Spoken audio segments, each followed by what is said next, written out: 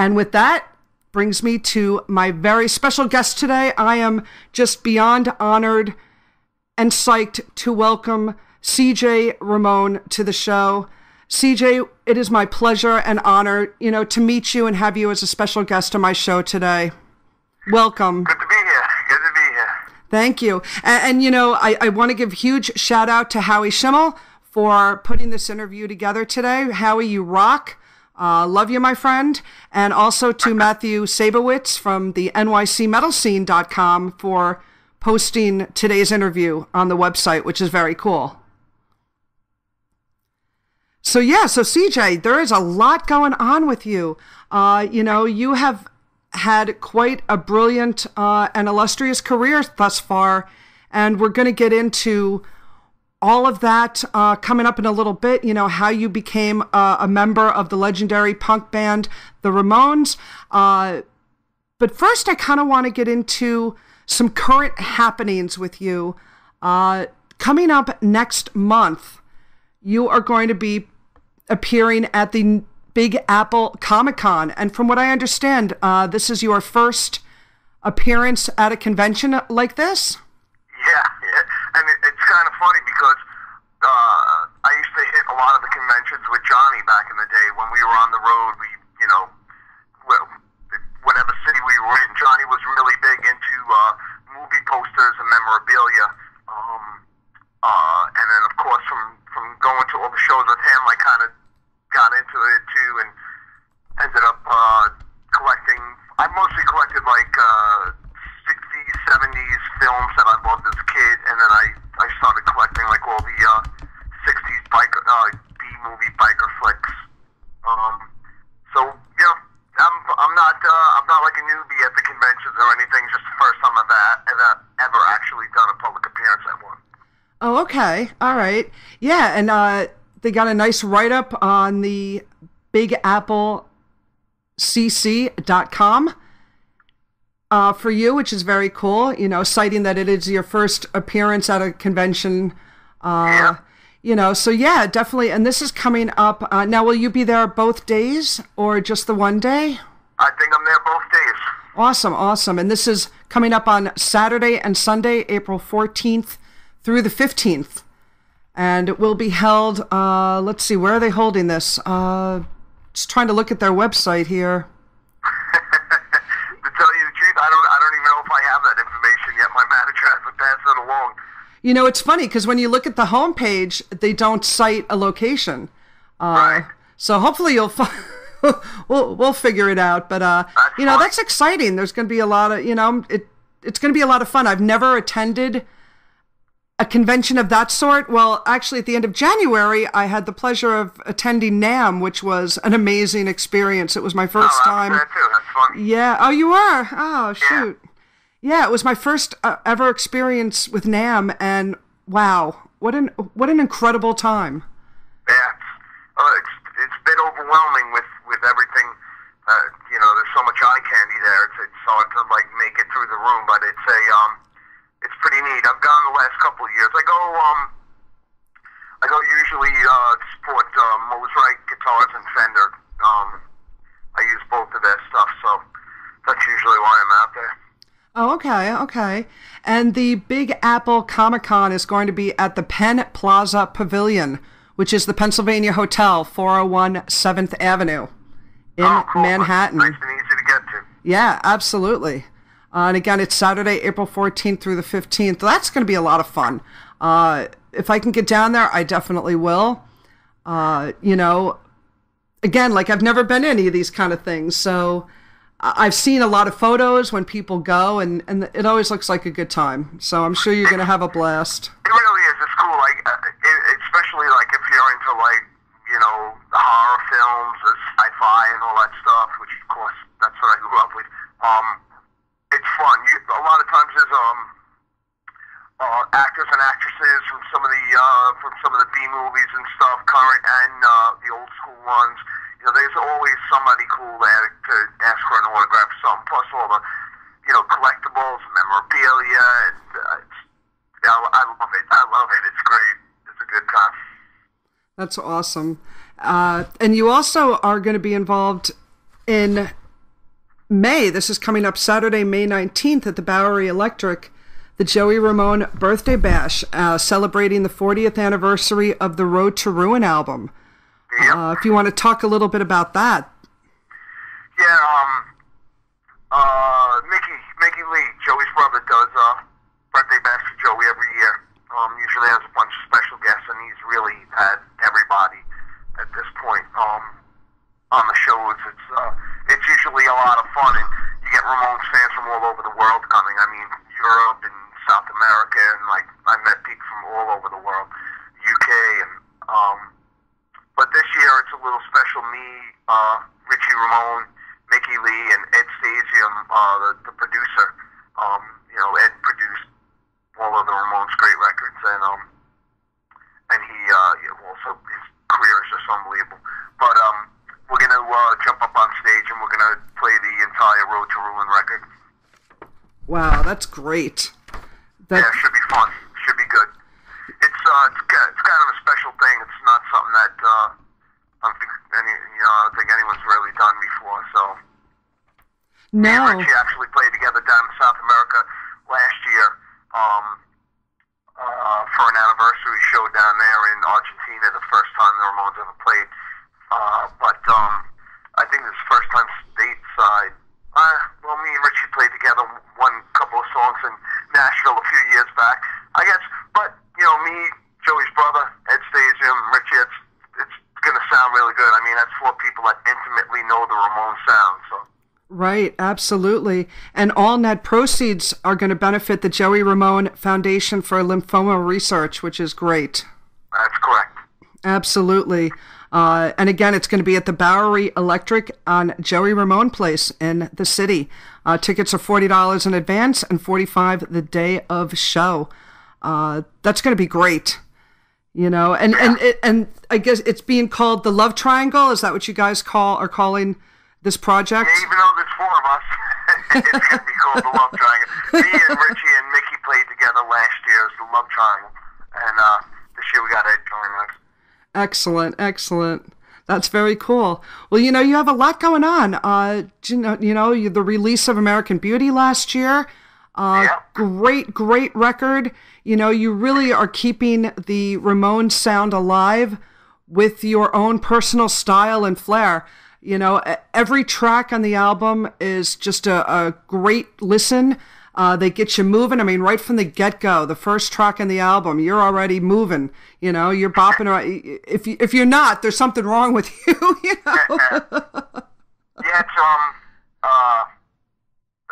like I said, the name of the album's American Beauty. Put it out on Fat Records last March. It's my second album with Fat Records. I did in 2014. I put out Last Chance to Dance with Fat Records, but this one, American Beauty, is definitely, my songwriting has gotten better, a lot better. I mean, every record, I only wrote a couple of songs while I was in the Ramones, and I never really was big on songwriting, but in the years after the Ramones retired, I stopped touring for a while and started a family, and as I started coming back to music a little at a time, that's how I got back into it. I just started writing songs, and so my songwriting has been getting better with each record. This last one was really a good record. The first one I wrote as quickly as I did. I wrote it in 2.5 weeks, and wow. That was because between the last record and American Beauty, I had been just like recording little ideas for songs and snippets, writing down lyrics, and so I felt like I was in good shape. And about a month before I was supposed to go into the studio, I started trying to put some songs together with the ideas I had, and I just didn't like anything. So I tried for like 2 weeks, and it didn't work out. And then finally one night I just realized, like, holy cow, I got to write an entire record in the next 2.5 weeks. So every night after my kids went to bed, my wife and kids went upstairs, I locked myself in the basement with a pot of coffee and a bottle of Jack Daniels, and just wrote my ass off. Nice. And as it turns out, the added, the extra pressure there, I guess, really helped, and I just popped out some really, really good songs. And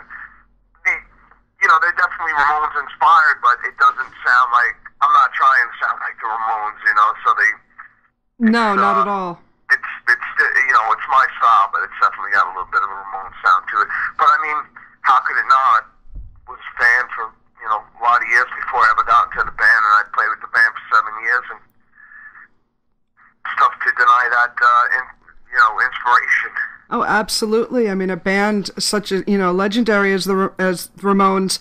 There's an article that was posted January 13th in 2017, prior to American Beauty being released on fatrec.com, and they cite you as saying, they quote, "American Beauty is the record I've been working towards since I started putting out records as CJ Ramone.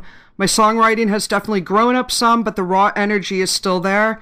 Steve Soto, Dan Root, and Pete Sosa helped me drive every track home in a way that only veterans of the business can do, with engineer, co-producer Paul Miner throwing gas on the fire every step of the way.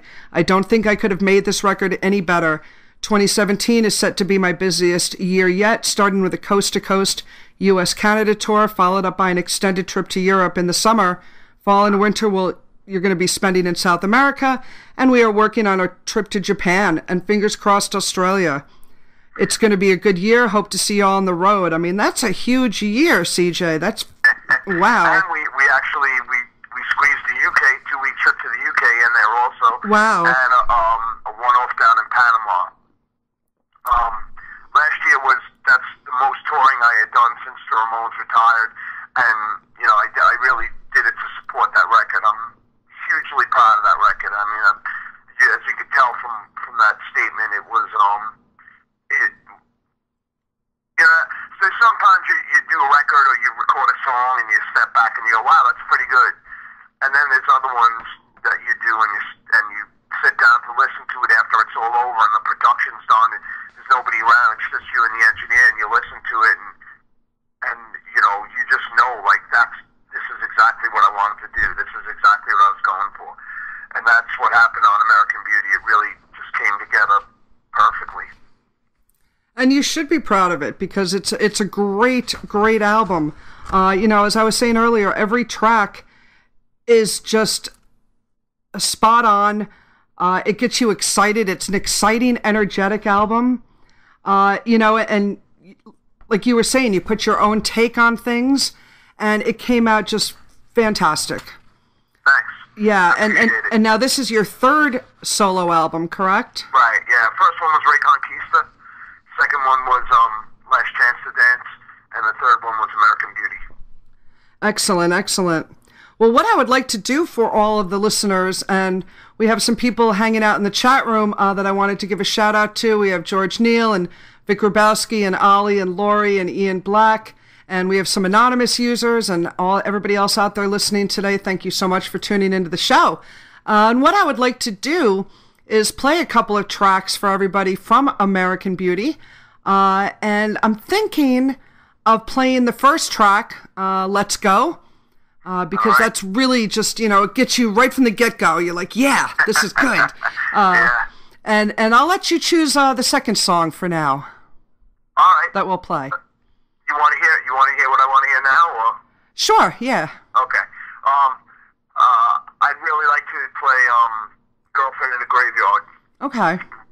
That one, when I first started writing, I was having a little trouble. I had some writer's block, and like I said before, I'm really into the 60s, 70s B movies and stuff, and I really love the Hammer films. Hammer was a producer-director from England, and he did some great vampire flicks. So there was one called Dracula, AD 72, and there's the most beautiful vampire girl ever, an actress named Caroline Munro. And I popped open my laptop and I watched a couple of minutes of that, and Girlfriend in the Graveyard just popped into my head. Excellent, excellent. Yeah, I love a classic horror like that. So much more than a lot of the slasher type films and things. Yeah. There's something to be said for classic horror. I got this great collection. I think it was from Amazon. It was 50 classic horror movies, and it was $15. So I thought I can't go wrong. And there was a lot of movies on there that were just whoa, Yep. Yeah, I would have paid a heck of a lot more than $15 for that. Yeah, I couldn't believe it. The price of it at the time, and they had other collections for different types of movies, genres, but it was all classic horror. And some were very obscure, some of the titles. Right. But they were all, why I came across this great movie. I think it was from 1943 or 34. I always get confused, but it's called Maniac. I don't know if you're familiar with the film. Nope. Just a very odd horror film dealing into psychosis, and it's the mad scientist type of film where creating the Frankenstein character. But it's so much more, and it's just an insane movie. It's actually up on YouTube, I believe. Cool. Yeah. All right, guys. Well, we are going to play these 2 tracks for everybody. And again, we are live today with CJ Ramone. And we're going to play these 2 tracks from American Beauty. The first track you're going to hear is Let's Go. And then we're going to hear Girlfriend in a Graveyard. And we will be back live with CJ, and we're hanging out. Metal Euphoria, SonicAsylumRadio.com.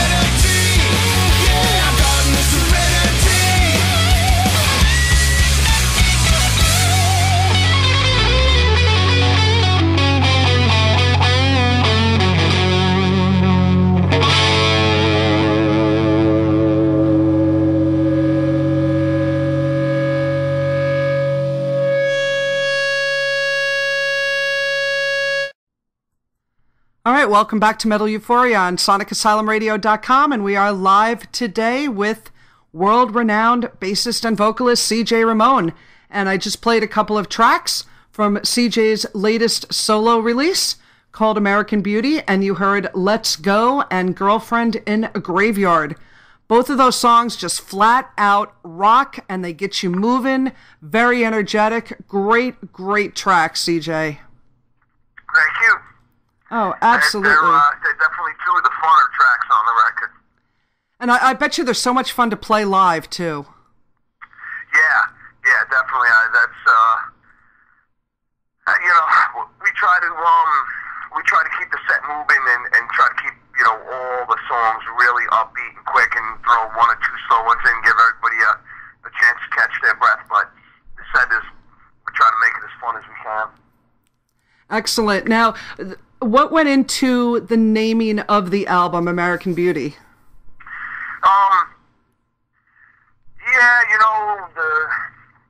The political climate for the last couple of years has been kind of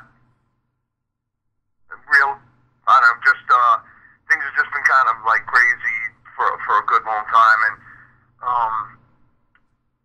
I had a very different title and a very different album cover that I was going to use, but there's enough people throwing gas on the fire lately, so I just try to come up with a title that, to just kind of remind people, like, things ain't perfect here, without a doubt. There's a heck of a lot of, I travel the world, I've been everywhere. I could have lived anywhere in the world that I wanted to. I could have moved away at any time, but I haven't found a place that's better than here. I have not found a place I like more than I like the United States, so I hear you. That's what was behind the naming of the record. I was just trying to remind everybody, like, hey, if you take a step back and think about it, we really don't have it that bad here. It's really not that bad. We may be on different sides of the fence on a lot of stuff or whatever, but at least we can all pretty much say what we want when we want to, have our own opinions, and live our lives the way we want to, you know what I mean? And that's really the whole thing behind it. I didn't want to get too deep or too political or anything like that. It was just, right. Take a breath. Everybody take a breath, Yeah, take a step back. We got it pretty good. Yeah, we do have it good here in America, and it's a beautiful country. And the heart of America, the people are awesome. There's always hope for humanity. And the artwork is very cool, too. Who did the artwork for the album? It's funny. I was on Instagram and spotted a painting that I really dug by a gal who lives out in Houston, Texas. Her name's Jessica Jill Guerra. And so I contacted her and said, hey, I'd love to buy that painting off of you. So we started talking, and I got to look at some more of the stuff, and I said, hey, I found out that her and her husband both work together. They're both artists. So I said, hey, do you think you guys could come up with like an album cover and T-shirt designs and everything? They were like, yeah, sure. So they've been doing my artwork ever since. But they're both working artists, and they really put a lot of time and effort and energy into it. And I love the final product. So it was, even the album cover came about in a cool way. Oh, that's awesome. Yeah, it's very eye-catching. Because, as you know, one of the joys about picking up an album is the album art and the cover, So it is. It's very eye-catching. I really like it. And I wanted to, Ian... That was the thing I disliked the most about CDs was artwork no longer mattered. But now that people are into vinyl again, you could do cool album covers, Yes, absolutely. With, vinyl has definitely made a comeback. And I'm very happy about that, because that was one of our joys growing up, going to the record store and getting that album, taking it home and taking out the inner sleeve and looking at the artwork and what's going on. Maybe they put a booklet in there and a poster. You got all this cool stuff, that kind of just, some CDs, some band, you do get some stuff, but it's not the same. You know, absolutely. But it also felt like something more substantial when you bought an album. Like, it wasn't just the record and the music. You got all that artwork with it, and it was like, you know, like a double record with, you know, that folded out. You know, yes. Like, wow. You know, it really felt like something substantial. It wasn't just like, you know, a bunch of information on a disc, which is kind of what, now it's not even a disc. Now it's just downloads. But, yeah, true. Yeah, albums, you know, albums will always be my favorite for listening. I think they sound better in general. I think so too. And is American Beauty out on vinyl, or if not, are there any plans to have that released? Yep, it is. It's all available at through Fat Records. I think it's fatrec.com. Fatrecords.com. Fatrec.com. Awesome. Very, very cool. Well, it definitely is a great, you know, album. Ian Black hanging out in the chat room here. He says definitely Ramon's vibe in these tracks. Great stuff. People are digging it. And, you know, we're definitely going to be playing some more tracks as we go through the interview today, for sure, from this album. And now, do you have any upcoming shows in the works right now, CJ? I'm actually going to be I'm going to be playing bass for Me First and the Gimme Gimmes for a couple of shows this year. Oh, nice. Jay Bentley and from Bad Religion and Fat Mike from NoFX are the usual guys, but when they can't do it, I'll be doing it this year. I'll also be we're going to be down over in Europe in September, October, with a special show at the Ramone's Museum, Berlin, on October 8th. Oh, wow. We're going to Cuba. I've been invited back to Cuba for the second time. I was invited over the first time in September of 2015. I'll be back there this November for a couple of shows. And there'll be a screening of the documentary that I made on my first trip over there. We don't have anything planned in the States yet, but we'll definitely be announcing some dates later on this year.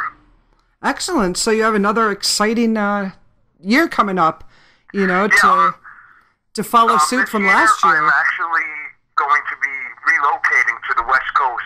Are you? So I have to kind of make sure I allow myself enough time to get myself and my family out there. Wow.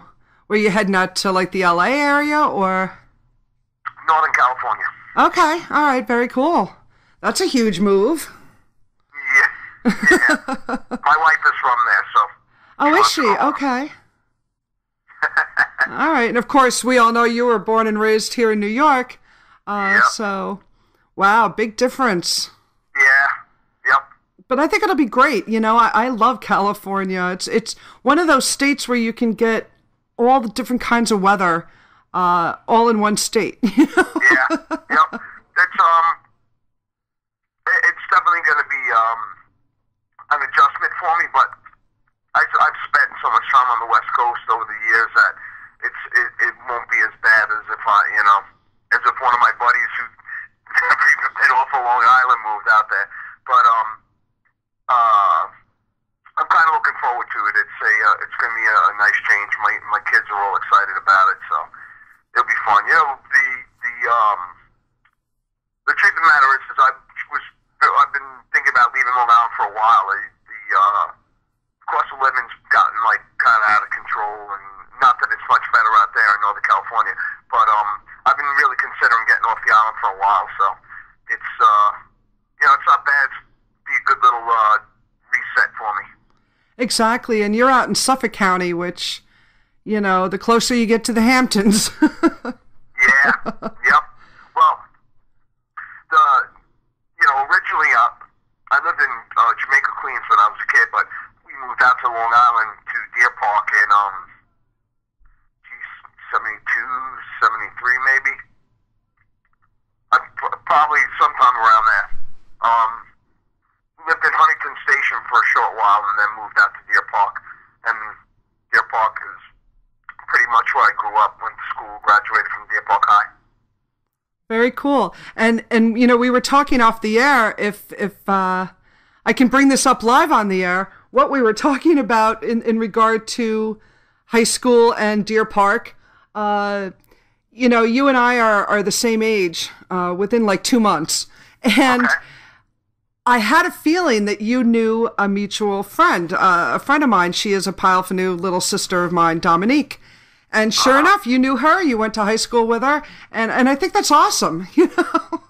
Yeah. So I just kind of wanted to share that with the listeners. You know, it's a small world sometimes, and you just never know.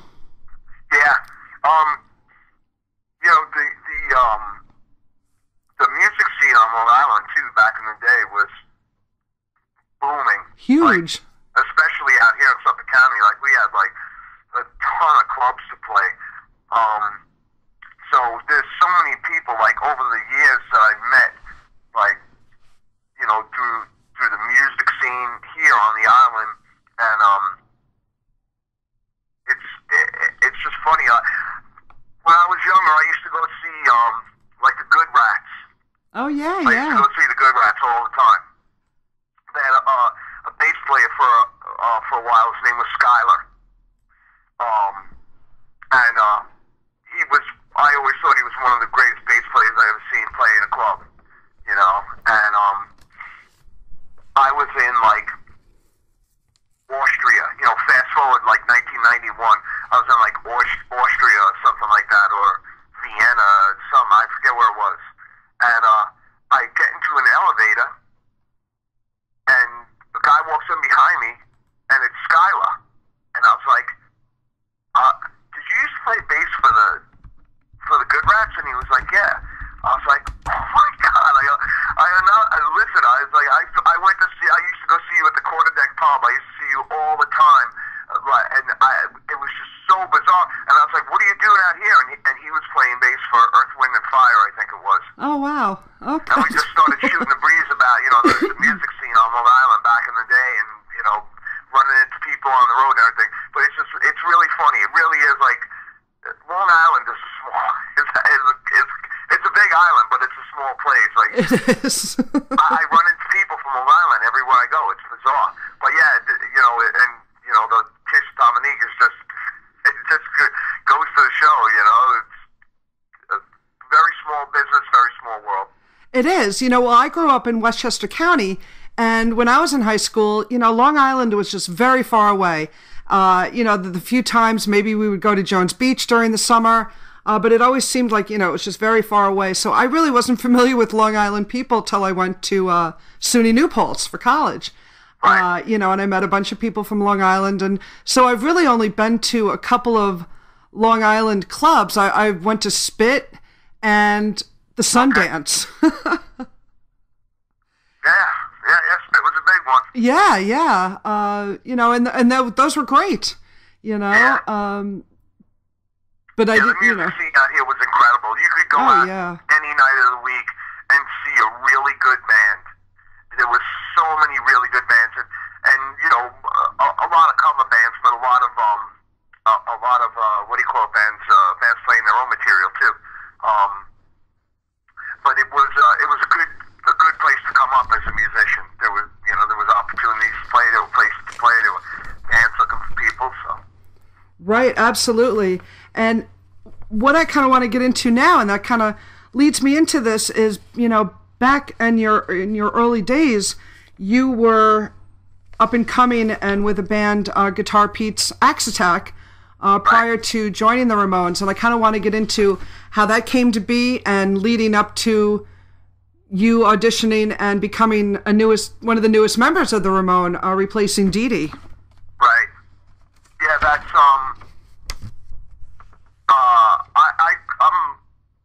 I was a total metalhead as a kid.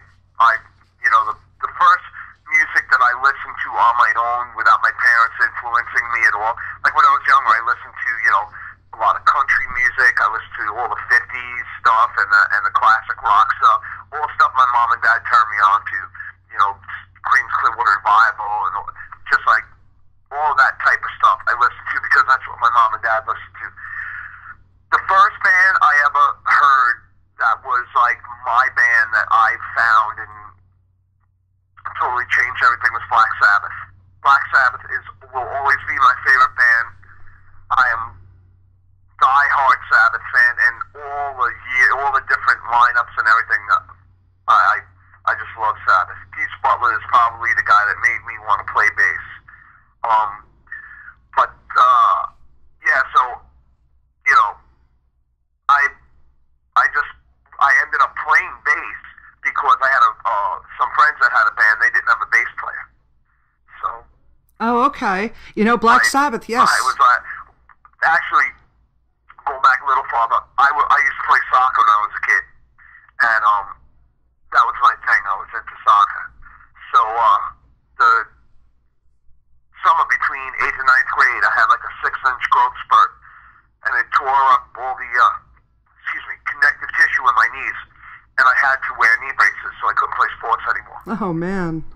So I was sitting around. My dad was like, "You can't sit around and do nothing." He's like, "You got to come up with something." So I used to like go and sit in at my friends' practices, listen to them play and everything. So I said to my dad, I said, "Give me a bass." So my dad brought home this, Carlo Rebelli imitation P bass, and I taught myself to play. Never took any lessons. Wow, I was going to ask you if you were self-taught or formally trained. I started out playing anything I could possibly handle, Sabbath, everything. Sabbath to Billy Joel to the Beatles to Led Zeppelin, anything that I could handle. And eventually I got into another band with some friends of mine, and when I was in high school, and we started playing in clubs. We were playing at a club right next town over from me in North Babylon, a place called Cheers, that had like national acts and everything. It was a really great place. We started playing there, and one night, 2 guys from a band came up to me, and they were like, "Hey, we really like your bass playing. You should come and join our band." And they were like, "You got to meet the guy we play with," and blah blah. And it was Pete Priscino, Guitar Pete, from Guitar Pete's Axe Stack. And I went down and auditioned, and I started playing with them. So I was very green when I got into the band with Pete, and it was a real learning experience. Realistically, if it wasn't for Pete, I probably would have never gotten through the Ramones audition. But Pete kind of taught me how to handle myself and whatnot in the business. He had already been in the business for a while, and he kind of schooled me. Right, So, right. It was kind of your mentor in a way. I owe Pete a lot. Wow, that's great. And citing Black Sabbath, they were the first band for me too. It was a hard call between Sabbath and Priest, because Sabbath I happened to catch on Don Kirshner's rock concert one night, and Right. I was just sitting there watching in awe, like, what did I just see? I was blown away. Had to learn more, and I think it was that at that point I became a metalhead. And then Judas Priest quickly came after that, and I know what you mean. Yeah, that first wave of British metal bands, Judas Priest, Iron Maiden, those 2 bands were right behind Sabbath for me, and they were, Iron Maiden more than Priest, because Steve Harris's bass playing is just unbelievable. Yes. So I, of course, became a huge Iron Maiden fan. But all that stuff, the Scorpions and Y&T and Saxon, I got into all of that stuff. I really got into all of it. Oh yeah, we just ate it up, as much as we could get and learn about. Yeah. Back then no internet, so you just. And, before we're talking about album covers and artwork, I went into a record store and I picked up Iron Maiden, the album, and I just looked at the cover and I was like, I'm buying it. And that's how I got turned on to Iron Maiden. I bought it for the album cover. Wow. I even knew Maiden or liked Maiden at the time. I saw that album cover and I was like, I gotta have it. Absolutely. My first experience with Maiden was Judas Priest was point of entry tour at the Palladium, and Maiden was supporting. I didn't know Iron Maiden at all. No clue. Yeah. And they came out on stage and just were incredible. And the Big Eddie comes out on stage, and I'm like, what? Yeah. What is this? And I immediately went out and bought the debut album. I bought Killers.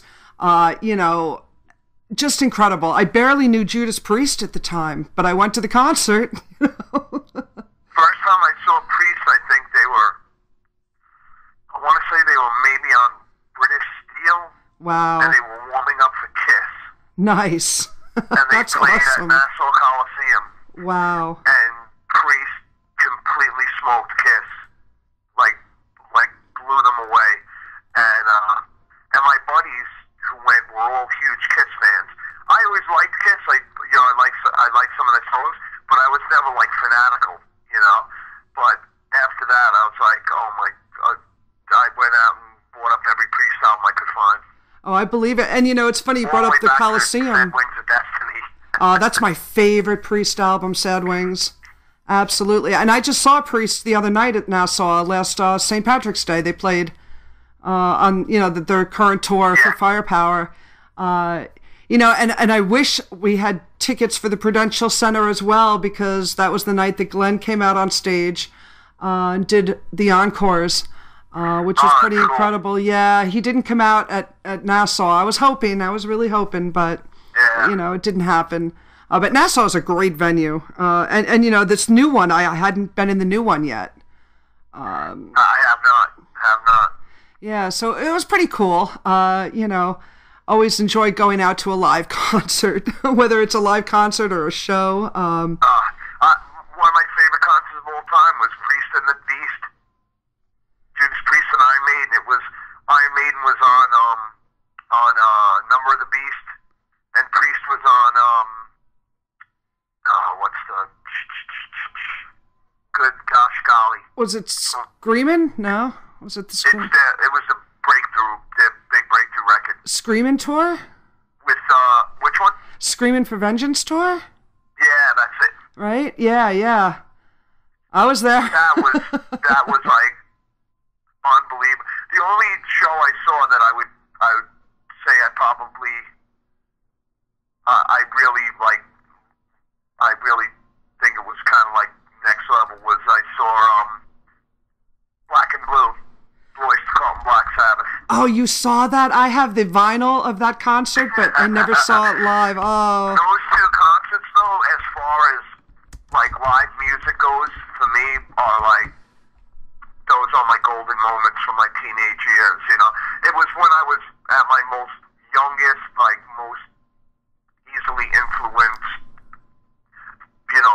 musically mindset, and those two shows were just so unbelievably overwhelming to watch live. Oh, absolutely. I'm a Ozzy Sabbath guy, totally, but I always loved Dio. Yes. Even before he was in Black Sabbath, always loved Dio.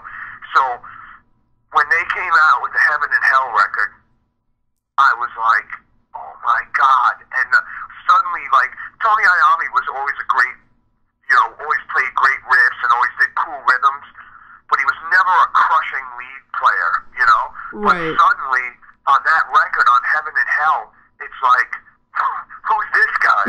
He just, all of a sudden, it was like he just really, I guess he kind of realized like he needed to go to another place with his playing, and he was just unbelievable. His guitar playing on that record is just so far, he's like a different player. But seeing that live with Dio and of course I just sat and watched Geezer Butler the entire time. Oh, absolutely. Geezer Butler, I had the honor of meeting him at NAMM. It was well worth the 2-hour wait online. Yeah, I'm sure. I am. The guy is like, he's remembered for stuff that he did in the 60s. You know what I mean? But what's first Black Sabbath album is 69? 68? I think so. Or is it 71? I should know this. I think it's like 68 or 69, the Black Sabbath record. But it's like that. He's been around the business for that many Right. for so long, and still, you know, to me anyway, he really wrote the book on playing metal for bass players. He is, you know, to me, he's the guy that all metal bass players kind of trace their roots back to. Right, sure, absolutely. He's definitely a huge influence on so many musicians, for sure. I mean, the godfathers of metal, you know, and for you to kind of, you know, start your career, you know, in a metal band with Guitar Pete's Axe Attack. And you know, the funny thing is I loved punk, but there were no punk. There was no punk on Long Island. There were no punk bands. Right. You know what I mean? There were no punk bands. You played metal or you didn't play, pretty much. And especially in Deer Park. Deer Park was the kind of town, like, if you didn't listen to Manowar, you were a pussy. You know? Yeah. That's how Deer Park was. Excuse me. But yeah, so, you know, I love the Ramones, I love the Clash, the Sex Pistols. Realistically, for English bands, like the Damned were my favorite. I really love the Damned. I mean, I know Sex Pistols and the Clash that, you know, are probably more well known. But to me, the Damned were really, I don't know, I just like them. I like their style better, I guess. But yeah, there were no punk bands. Nobody was playing punk on Long Island. There were no punk clubs. There was nothing like that. No, that was really just Manhattan, you know, and underground as punk kind of was back then, you know. But Long Island, Long Island was a different story. You know, again, I wasn't familiar with how Long Island was back then. Right. But, you know, once I got to college, yes, that's when I started to visit people out there and go to places and, you know, kind of seeing what the scene was like. Because, you know, we didn't have punk here in Westchester County either. You know, it was all metal or hard rock. You know, that we're playing out at the clubs, you know? Yep. So how did it come to be that you ended up joining the Ramones? I want to get into that backstory when you came on board in 1989, replacing Dee Dee Ramone. So I was, you know, I was always kind of realistic about playing music. I always figured, you know, by the time I'm 21, I'm not making a living doing it. I'm gonna have to start considering something else. So right out of high school, I worked at Republic Fairchild. It's an aircraft factory that was one town over from us. My dad worked there. He got me in there, and I was there for about a year, and they shut the factory down. And what happened was all of Long Island, the entire economy was based on the aerospace industry. We had Grumman, AIL, Republic Fairchild, Raytheon. We had all these government contractors. And what happened was they all closed down at once. So not only did like the biggest employers leave, but all the little shops that subcontracted from them, all the machine shops and places like that, they all closed down too. So the economy on Long Island really just took a dive hard, and you know, there were no jobs. I ended up landscaping. I was never good in school. There was no way I was going to college. And my mom and dad told me when I was a kid, they were like, "You're not going to college. Learn how to use your back." So that wasn't an option for me. So I ended up working landscaping, and I woke up one morning, I was 21 years old, and I was like, there's no way this is going to be my life.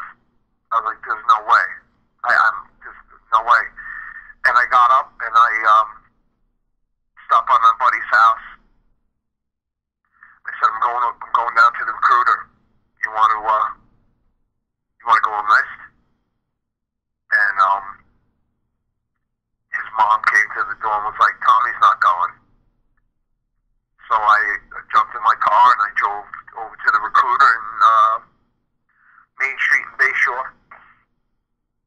walked into the Marine Corps recruiter, and I said, want to enlist. And he was like, you want to enlist? Why you want to enlist? I was like, no jobs out here. I don't have the smarts for college, and I want to get out of here. And he was like, all right, sit down. So did the paperwork, took the ASFAB. 2 months later, I think, I reported in and got on a plane down to South Carolina, went to Paris Island, Wow. became a Marine. Wow. Much respect. That's pretty commendable. My dad and two of his brothers were all military. Oh, okay, So, okay. It was kind of like kind of an easy choice. It was really the only place that I was going to go and actually get to see anything or do anything. So I went to the Marine Corps, and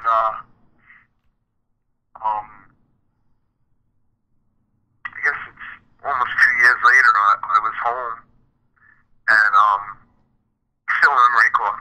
I was home, and a friend of mine called me up and was like, "Hey, the Ramones are auditioning bass players tonight." My Wow. buddy Frank Saidi, he was playing drums for Mickey Lee in a band called Stop. It was one of Mickey's solo projects. And I was like, yeah, so I'm in the Marines. And I was like, wait a second, I'm going to go down and meet the Ramones. So I grabbed my bass, I drew it in my truck, I drove into Manhattan, and I'm a Marine, so I'm there early. I get there before anybody's there, and I go in, I meet Monty Melnick. He takes me in, introduces me to Johnny and Mark, and I walked over and said, "Hey, Johnny, huge fan, honored to meet you." He was like, "What songs you know?" I was like, "I Want to Be Sedated." Played Sedated twice, I think.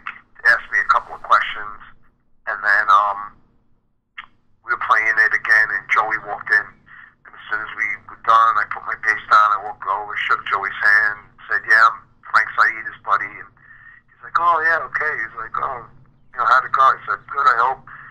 So that was it. I left, went home, called everybody I knew. I just jammed at the Ramones. Hell yeah.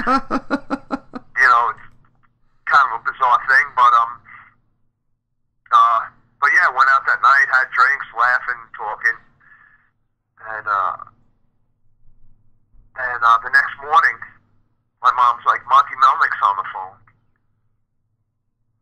So I was like, "They leave something at the studio?" Like that's how little. I had no expectation for getting the gig. I assumed I left something at the studio.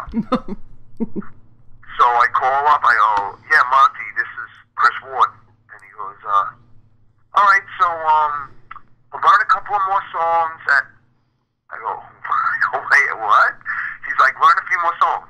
Pick a couple songs that you like, some songs from the live set, and come back on Monday." And I was like, "Okay." Wow. Well, the auditions went on for about 6 weeks. At which point I became a deserter from the Marine Corps. I bet. That's, yeah. So what ended up happening was I started to realize I was going to get the gig. So I called back to base and I said, "Yeah, my name's Ward, private.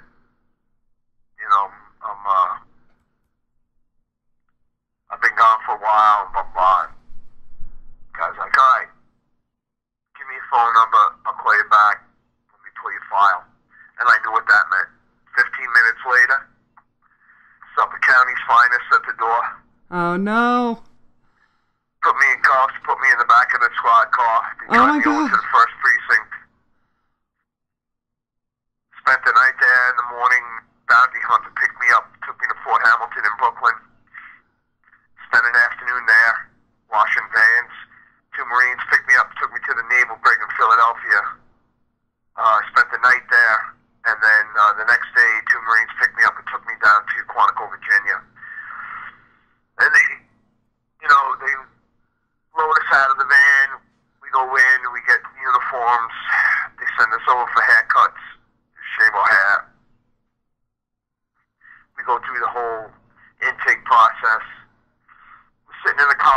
we're watching TV, and the corporal on duty comes out, and he's like, "Hey, Ward, you got a phone call." I was like, "Oh, it's my mother. She's gonna be crying." I pick up the phone. "Chris? Yeah. It's Johnny Ramone." Whoa. I go, "Johnny, listen, I'm really sorry, man. I should have told you guys what was going on." I said, but I just never expected it to go as far as it did. He said, "Well, what are they saying?" I said, "Well, I'm gonna be here probably a month or so, and then they're gonna process me out and give me a discharge." And he said, "All right, we'll do your time, and when you get out, you got a job." Wow. How cool is that? I mean, what a story, CJ. It was cool, but it was sketchy. Yeah, It was sketchy. I mean, it could have worked out in a much, much different way. I could have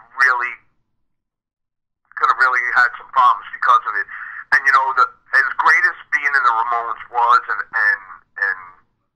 how much I enjoyed it, and how thankful I am for it, till the day I die, it'll bother me the way that I left the Marines. I really have like a hard time even saying that I was a Marine, because I didn't finish out my contract, and the way I left was not good. It really was not good. But the thing about it, in my mind is, I was obviously meant to do music in my lifetime. Yes. I always knew it. I always knew it was going to happen. I knew it was going to happen from when I first started playing. And if I had just waited that little bit extra time, that Ramones audition would have come up. But,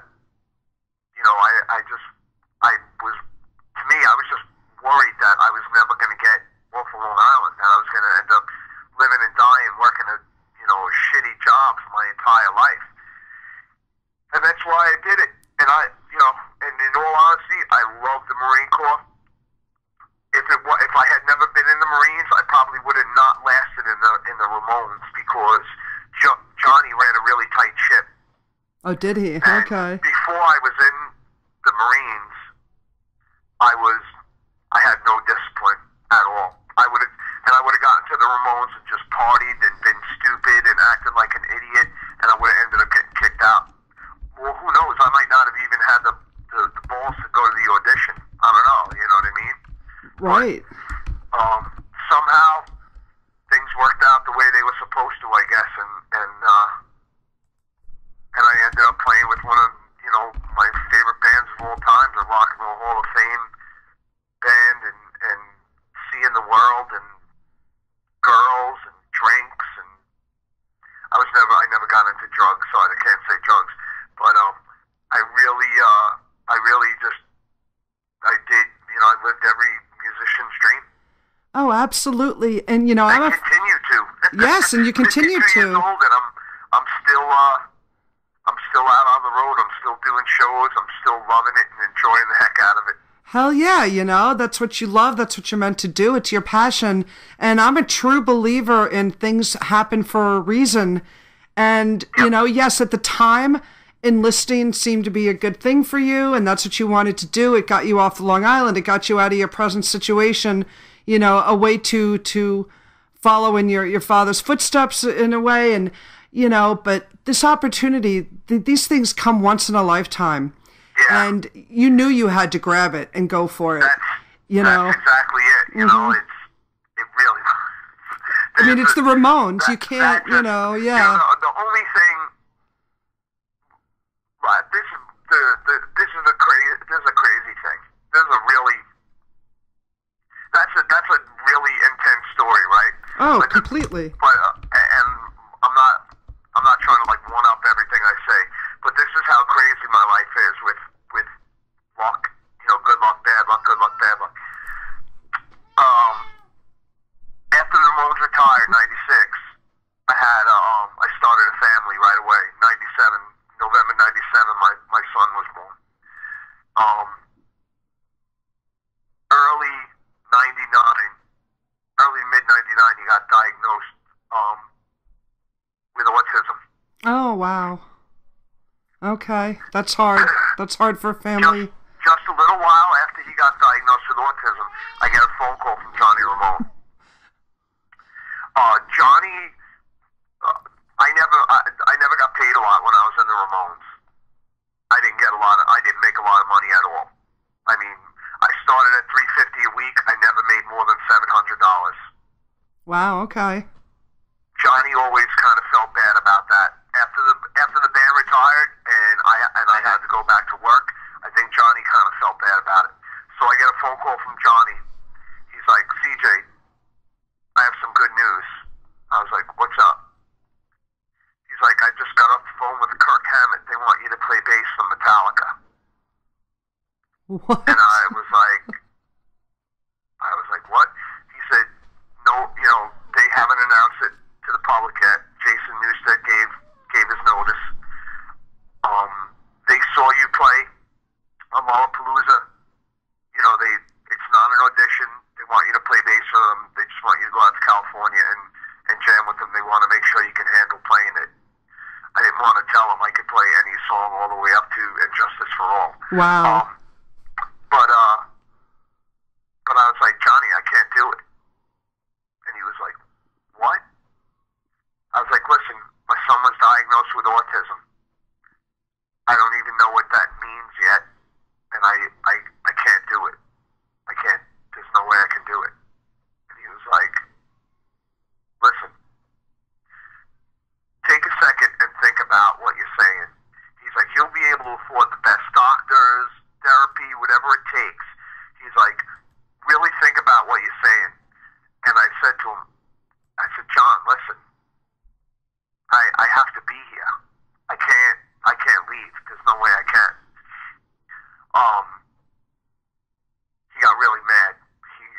And Johnny was kind of like my father figure. Me and Joey were friends, like regular friends, like, go to shows together, hang out, go to dinner together, hang out, and, listen to music together or whatever. Johnny was more like my father mentor figure. Okay. So I said, he got really upset and he started getting loud. I said, John, I'll tell you what, let me call my son's doctor. I'll go meet with my son's doctor. I'll explain it to him and I'll get back to you. And he's like, CJ, do the right thing. Be smart. Be smart. So I went to see my son's doctor and I explained the whole situation. And I said, here's the deal. I have an offer to go play bass for a band called Metallica. I'll be financially secure. I'll be able to have my own tour bus if I want to. I can hire a full-time therapist, help, hang out with my son. So the doctor listened, and he was, he said, listen, it's not lost on me who Metallica is. He said, but if you want to get, he said, when your son was diagnosed, you said you just wanted to know what the best thing to do was to give him his best shot. He said, and that is, he needs to wake up at the same time every day, take his bath at the same time, eat his breakfast. He needs to go to school, come home after school, have his dinner, do his therapies and stuff, and he needs to go to bed, and he needs you to be there with him as much as you can if you want him to have the best shot at being who he can be. I said, okay. So I called Johnny up, and I said, John, listen, tell the guys I'm, unbelievably flattered. I said to him, I know you know how much I like Metallica. I said, but I can't do it. There's no way I can do it. And he was like, you are fucking crazy. He's like, you're crazy. He's like, I can't believe you would turn this down. And I told him, it's not up to me, John. It's not up to me. About a month later, he calls me back. And he's like, CJ, there's nobody even on their radar right now. They want you. Just go out there. Go meet them. Go sit down and talk to them. Listen to what they got to say. And I said, John, listen, you're killing me. I would love to. It's not for lack of wanting to, but I can't leave my kid.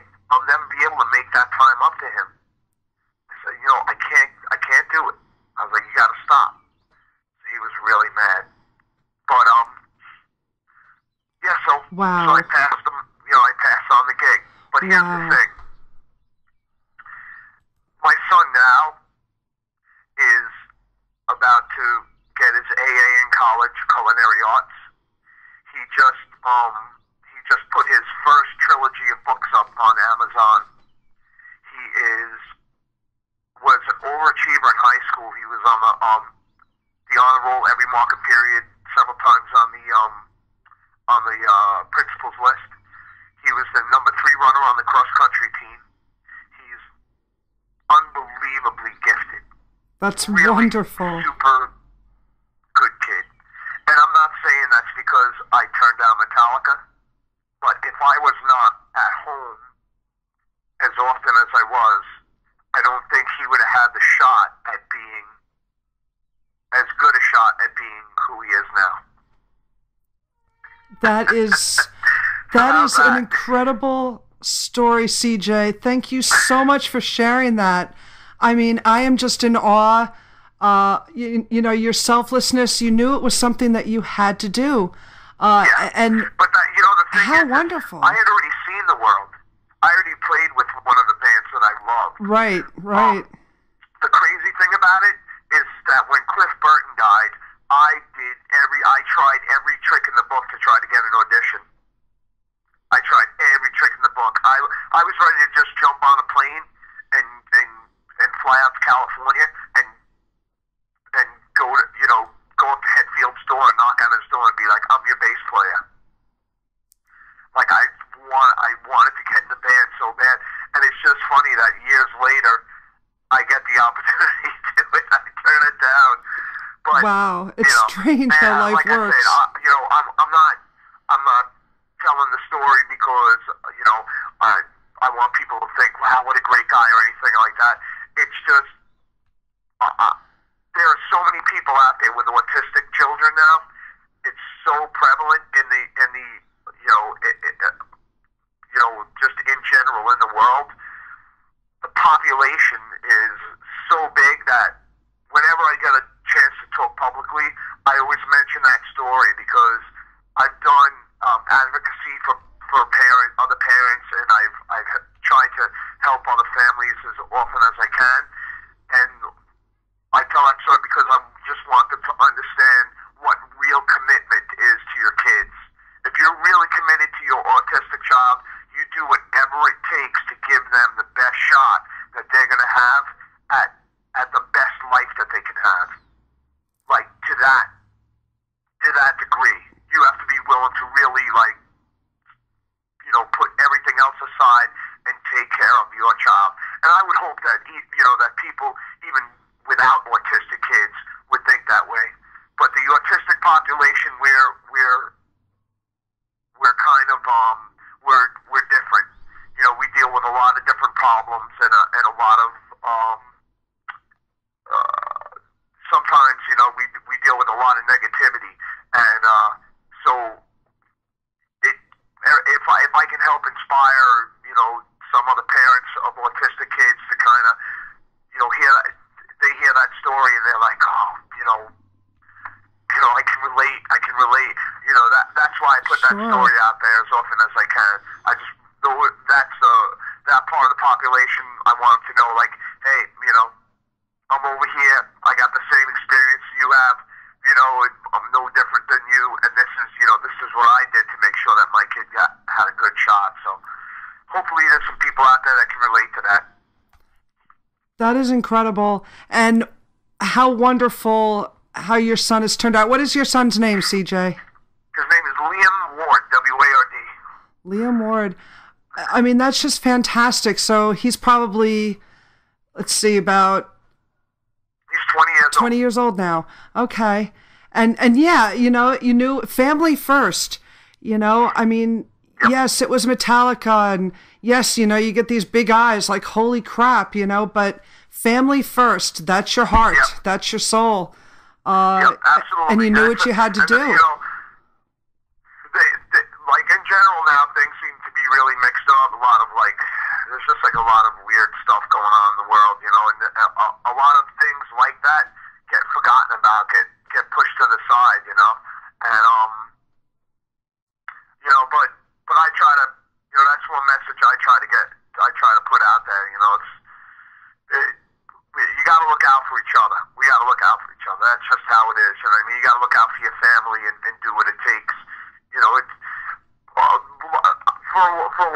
a good long while, I was a single dad. It was just me and my two oldest ones, and I went back to working a regular job, and I went right back to work without a problem. I never bitched and moaned about it. I got up and did everything I had to do every day because my kids were dependent on me, you know. But you don't hear too many positive messages about that type of stuff anymore. You know what I mean? No, it's really refreshing. Kind of living in like a you know, do what's best for you, or you know, look for the quick fix, or everything is disposable, and you know, so I'd like to offer up an alternative message. I'd like to offer up some that I know works good from, you know, from my own experience, and you know, as far as I can tell, you know, my kids are doing as well as they have because I've always been there for them. You know, and I was smart enough to understand and to recognize. And I don't claim to be a smart guy, but I had that instinct, and I knew that the only way my kids were going to have a good shot is if I stayed involved and attentive. You were a presence in their life, exactly. Yep. You know, and I don't want to say it was a hard decision for you to make, because ultimately it wasn't, because you knew what you had to do. Like I told you.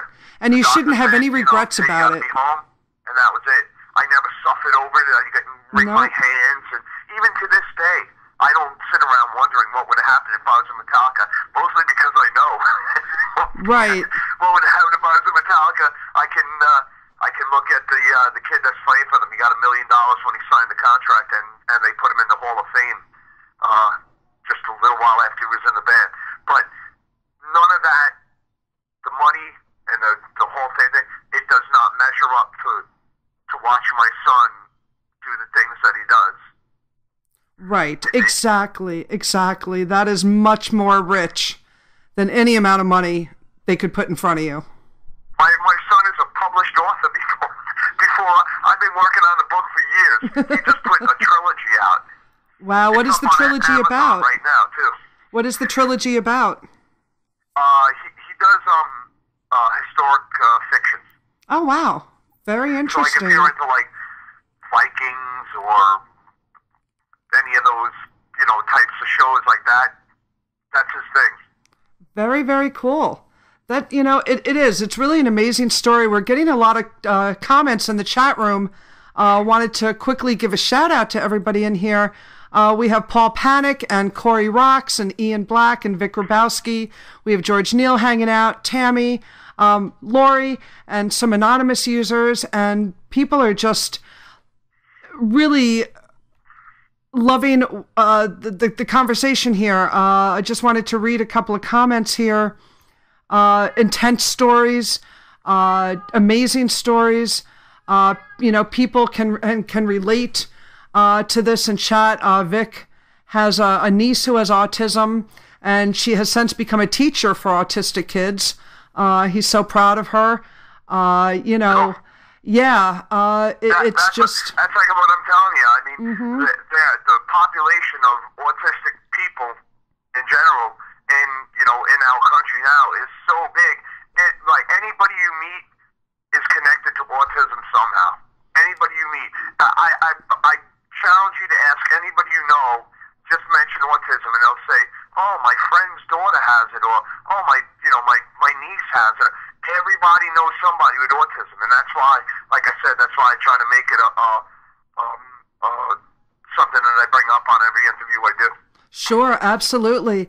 My cousin Tammy in California, my cousin-in-law, she said, CJ, my best friend growing up, was a huge fan. He turned me on to your music. He was the front man for Nip Drivers, 80s punk band from Southern California. And he's since passed away. His name was Mike Weber. Okay. So very cool. Sorry to hear that. Yeah. You know, and yeah, so we're getting a lot of good, warm responses here in the chat room, which is awesome. You know, and I got to tell you, I actually got called on the Metallica thing one time. I got a message from a gal who was involved with like an online metal magazine or something, kind of challenged challenged me on the dates and stuff. And I told her, I said, hey, you know, I'm giving you dates from my memory. I said, if they're not exact, they're not exact. I said, but I'm sure you could check my story just about anywhere. And for me to be out, you know, putting it out in public, it's easy for any, you know, to get called on it, you know, by anybody. But that is honest, and I have no reason to make a story like that exactly. up. But that is exactly. God's honest truth. That you know twice I got the phone call, and like I said, wouldn't change a thing. Would not change a thing. And in all of this, I can't forget to mention, I got remarried too, and my wife Denise, I mean, without her, a lot of what happened would not have happened, because as you can imagine, as a single dad taking care of an autistic son, and then trying to make sure that my daughter didn't lose out on attention and stuff, it was super duper stressful. But my wife now just came in and kind of really just helped me keep it together, and was so instrumental in my kids doing as well as they have. Because I mean, my thing always with dealing with people when I have to go to meetings and everything was, a little bit of fear and intimidation. That's the only way I knew how to handle things. But my wife was an attorney, so she came in and instead of using the hammer, used the feather, and we made sure my son got all the things that he should get, and the education he got. A lot of it has to do with my wife's ability to kind of keep everybody honest, through legal means. And so a lot of players in the puzzle. I did not shoulder the burden myself. I had my mom and dad and my three sisters and my wife, and I had a lot of people helping me out. But of course, it's my kids, so I have to lead the charge. But that's what I tell all parents that I meet who have autistic kids. I'm like, the first thing you got to remember is you have to take care of each other first, because if you don't have a good partner with you, it can be really hard. It can be really, really hard. So, absolutely. Well, kudos to Denise. She sounds like a wonderful woman. And again, things happen for a reason. You got divorced and remarried, and you met Denise. And any woman who could put up with me for, I think we've married 12 years now, should be sainted. Very funny. Well, what I would like to do, CJ, is take a break here, and I want to play a couple of more tracks from American Beauty. Cool. And let's see, what should we play? Earlier today we played Let's Go and Girlfriend in a Graveyard. So I got one track on there. It's called Moral to the Story.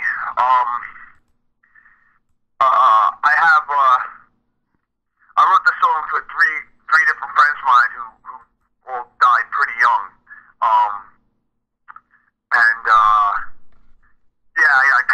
I kind of wrote it. I wrote it for the three of them, just to kind of keep their memory alive. The song is really about talking about your friends and your friends that have passed, and keeping their memory alive, keeping them alive by keeping their memory alive. And that one's close to my heart, so that's a good one to play. Absolutely. And you have dealt with a lot of loss over the years, for sure. Just within the Ramones and personal. So that's great. Definitely looking forward to playing this track for everybody. And I also would like to play, let's see, how about Run Around? Yeah, that's a good one. Okay. All right. We'll play Run Around after that. And very cool. All right, everybody. We are hanging out live today with CJ Ramone. And I'm going to play a couple of more tracks from his album American Beauty that was released 1 year ago in March of 2017. And we're first going to hear Moral to the Story and then Run Around. And we're hanging out, Metal Euphoria, SonicAsylumRadio.com.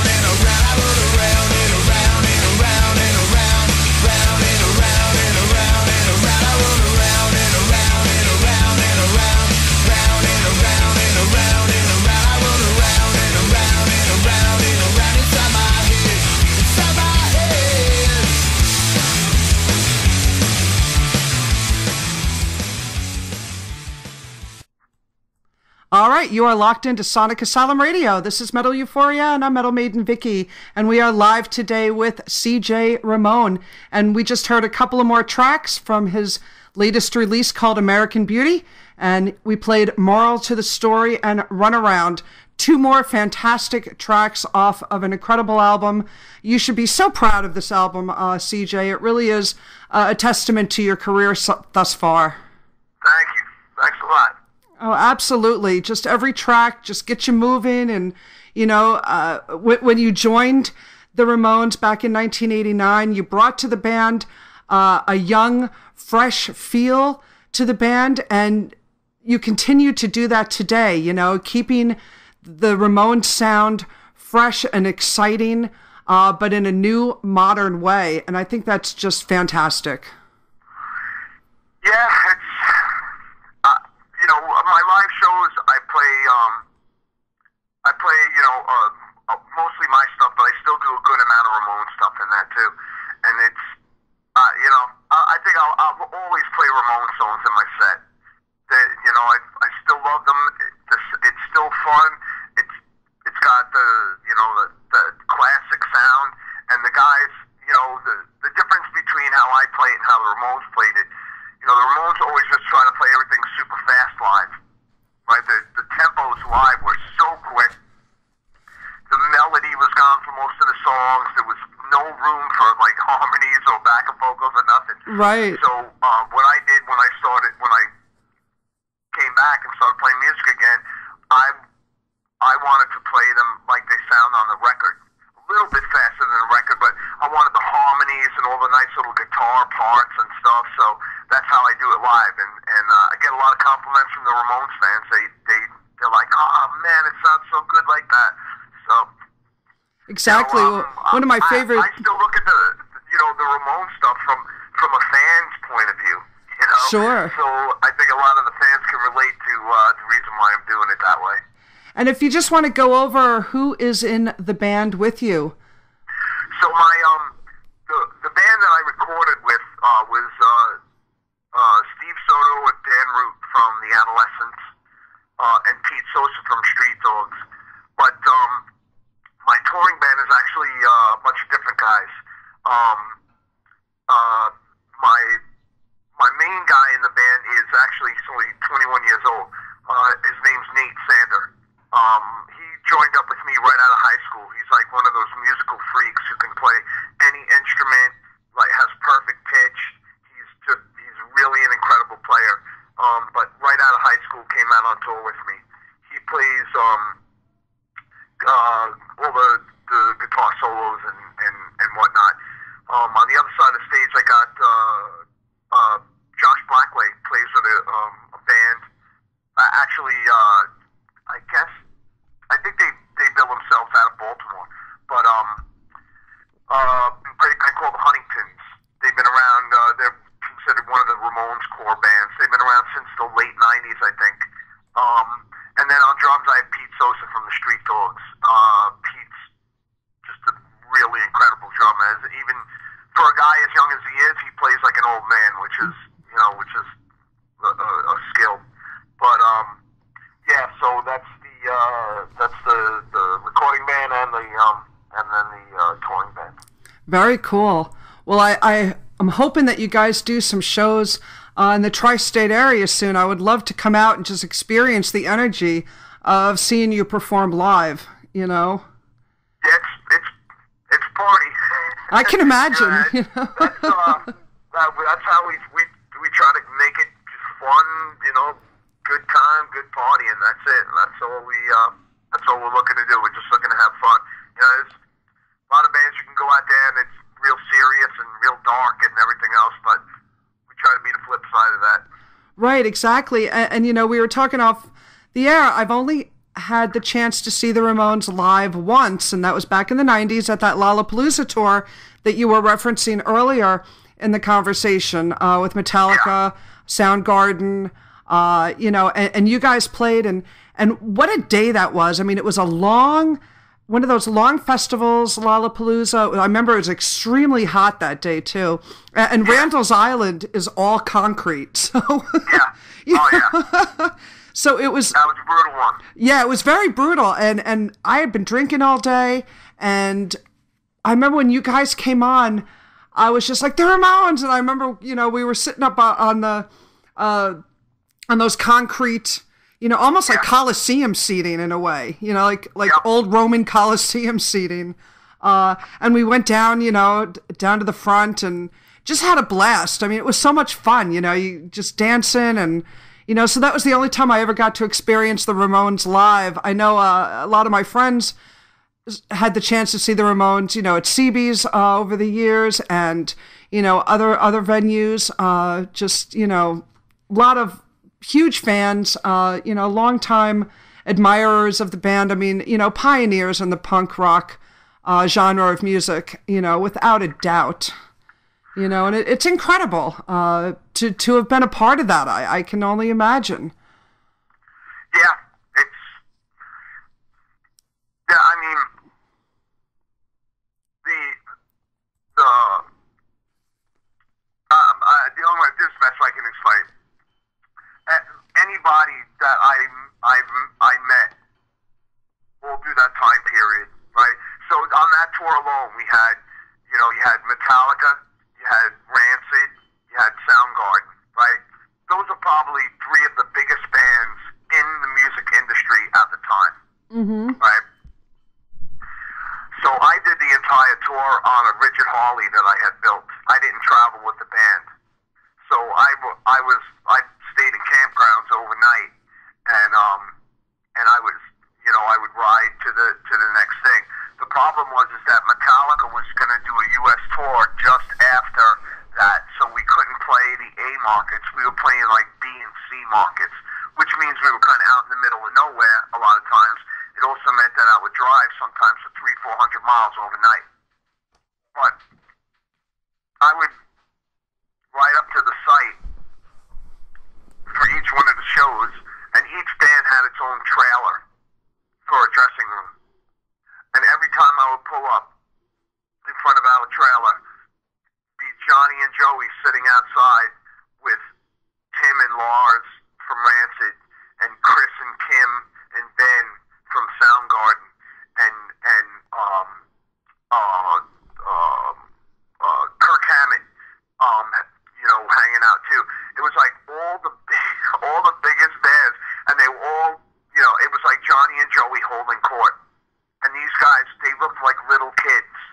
They were in the biggest bands of the 90s, but they looked like a bunch of kids hanging out with Johnny and Joey, Right, and right. It was cool to hear from those guys, like, that they would, how the Ramones influenced them and everything else.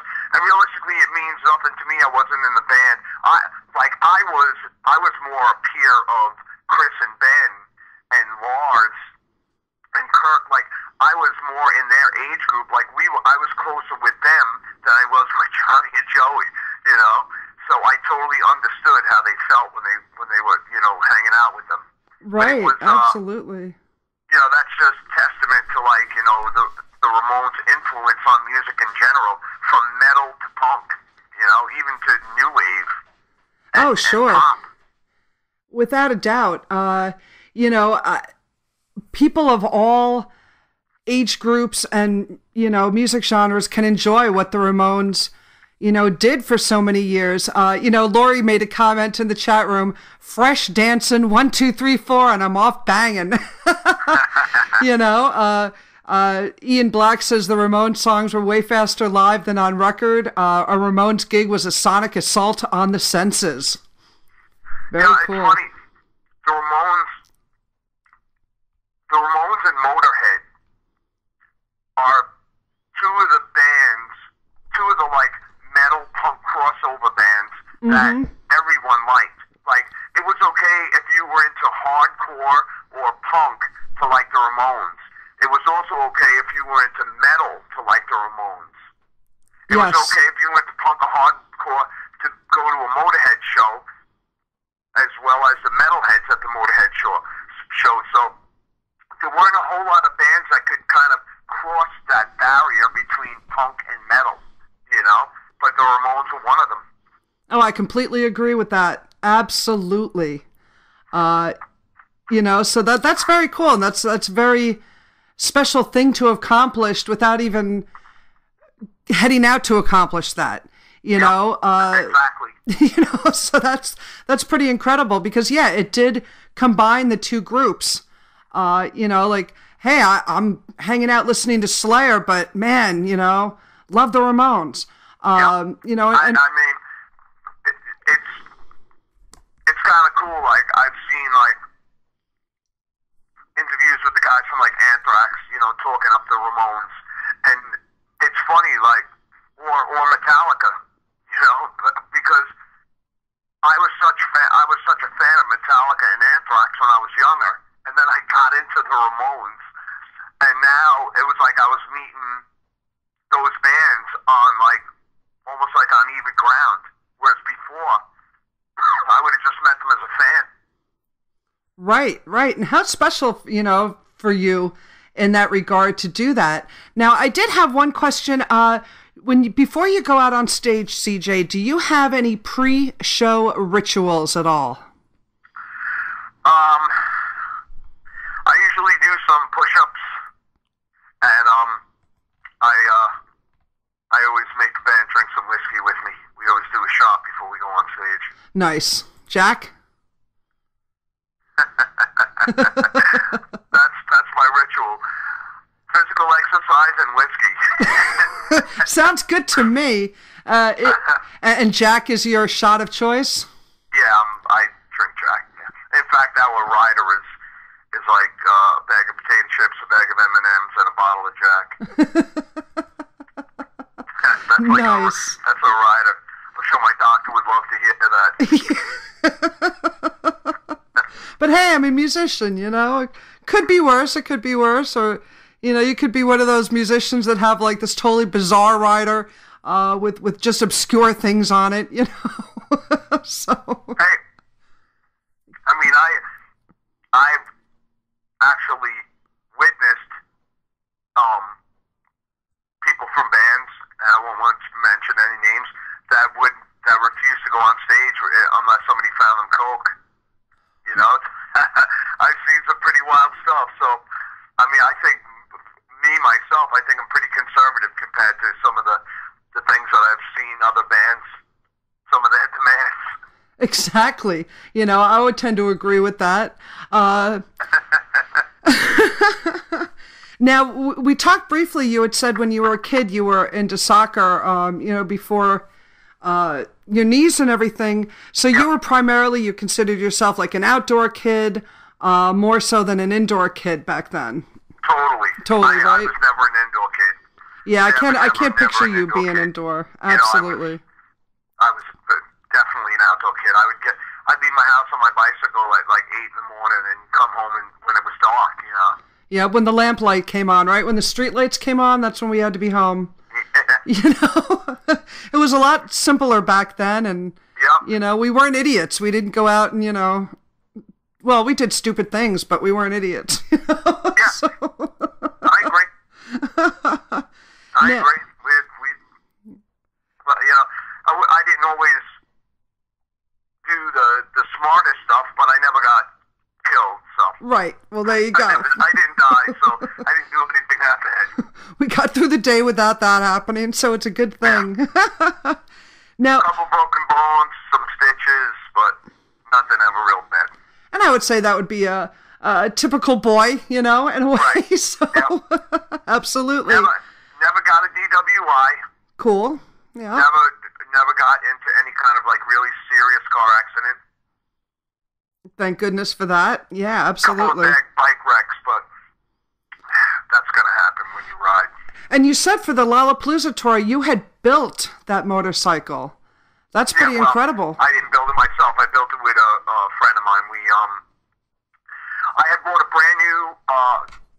What I did was when I first got in the Ramones, even though I was only making $350 a week, I lived on the per diems I got when I was on the road. So I saved up my paychecks, and after I got in the band in '89, in 1992, I had saved enough money to buy a brand new Harley. So I went down to the Harley dealer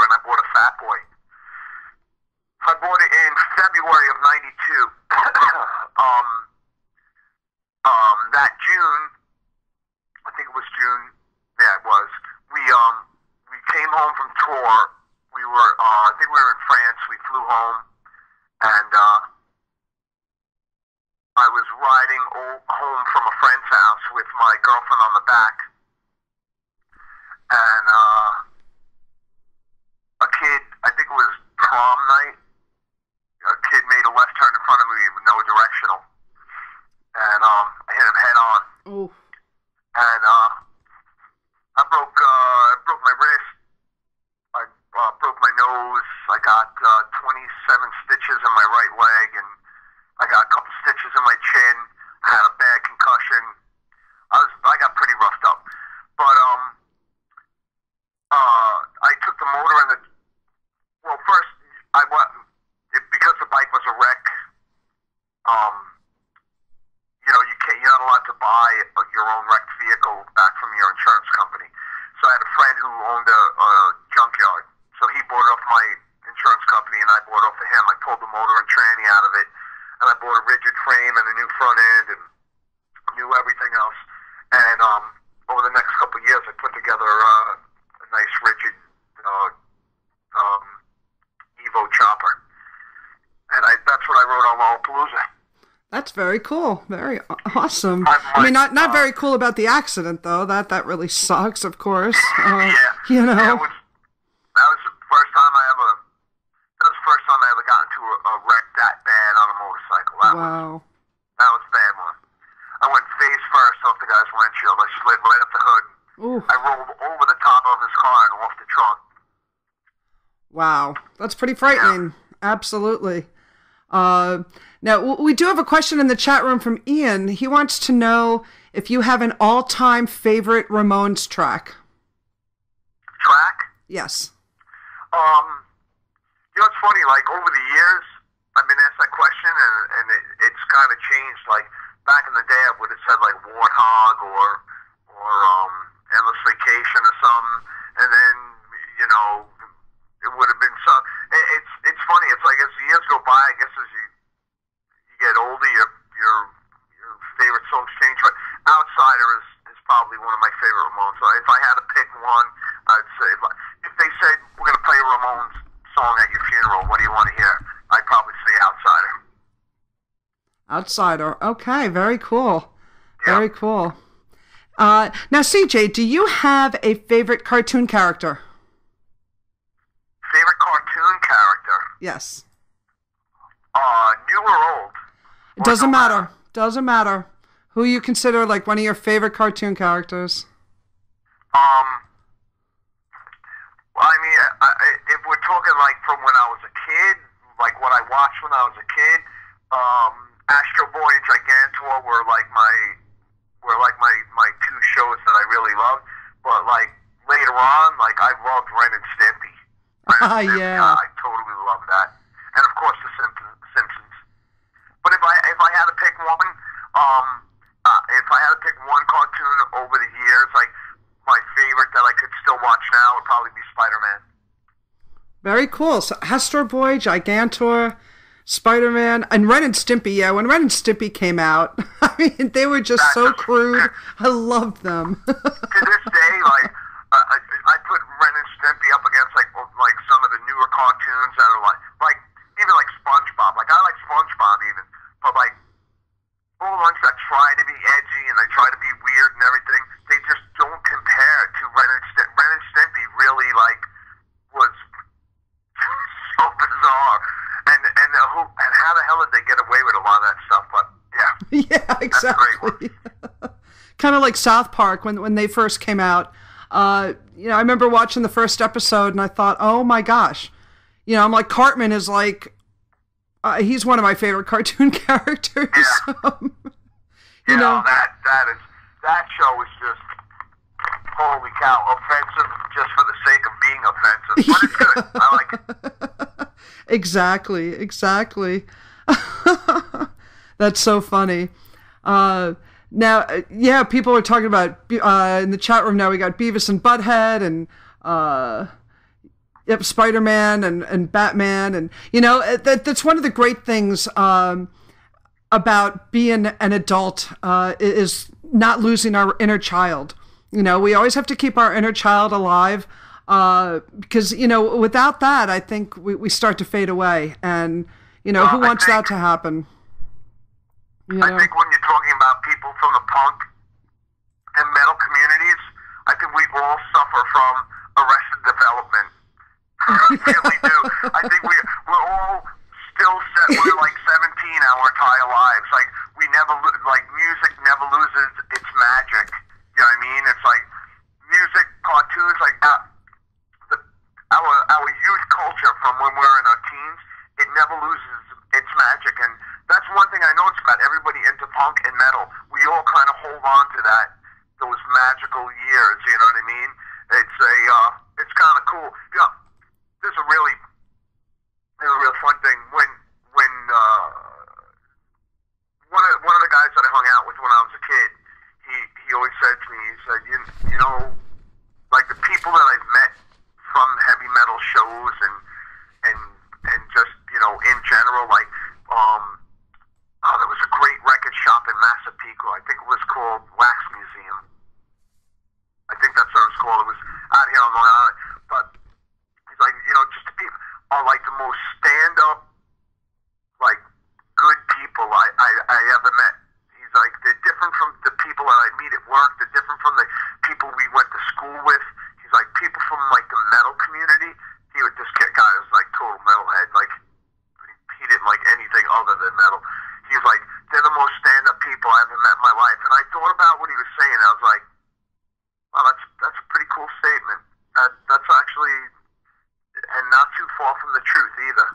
And that's without being, like, over-dramatizing or anything. Like, that's really how he felt. Like, the people he was closest to were the people he met in the metal community.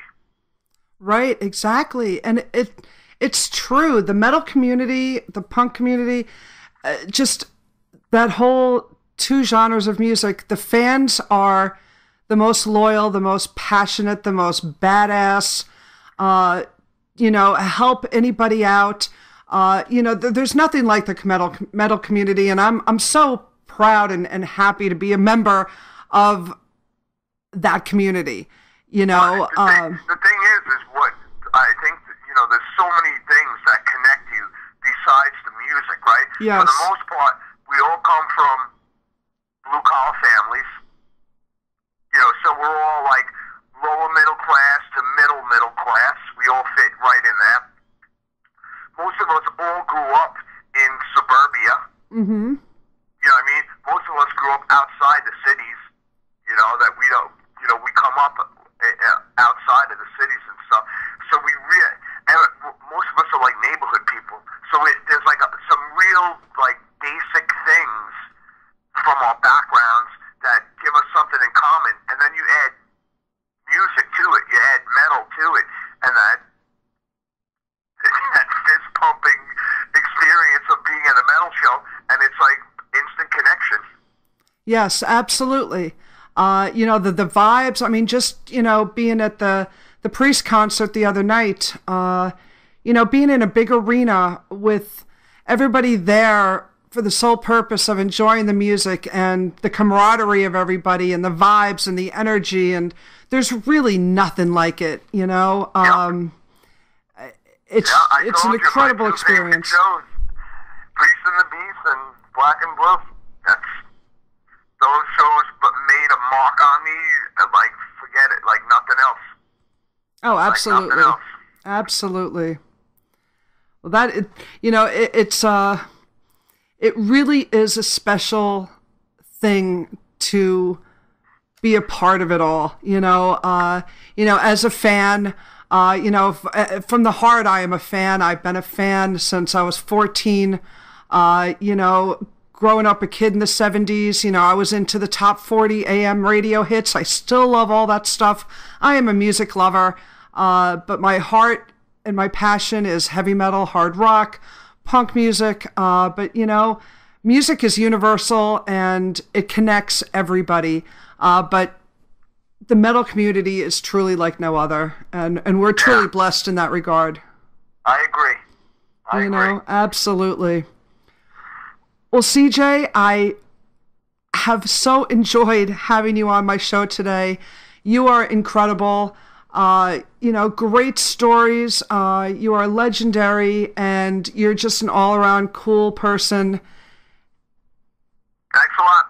And thank you so, it's just, I am just in awe of you and what you've experienced over the years, and just good things going forward. I kind of want to run down everything again now coming up, and this is going to be April 14th and the 15th, which is a Saturday and a Sunday.